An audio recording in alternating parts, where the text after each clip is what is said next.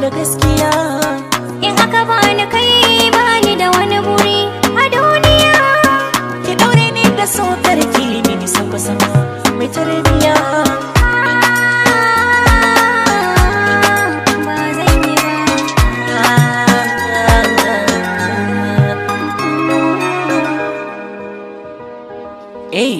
Halitta ta da ta kyashi da gaskiya kai ne.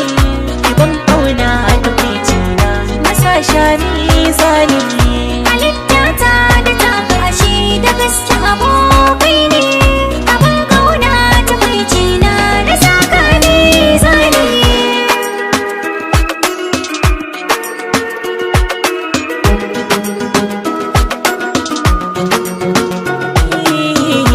So cikin jiki wani tarko ne da yake na da hanji.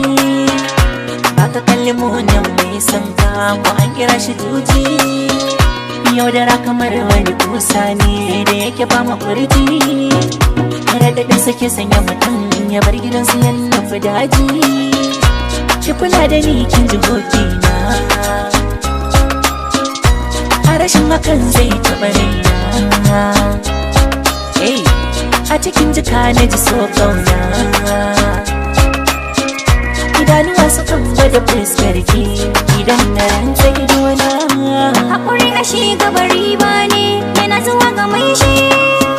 Ban taɓa yin tunanin zan yi gamo da mai irin halin shi. San shi zana ce ba ma adadi kamar bugun numfashi.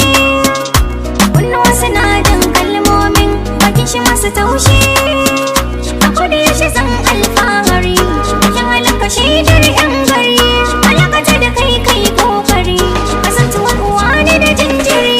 Ranar bikin mu zan saka sari. Irin shigar da kafi suka ganni da shi farin cikin ka nawa ne.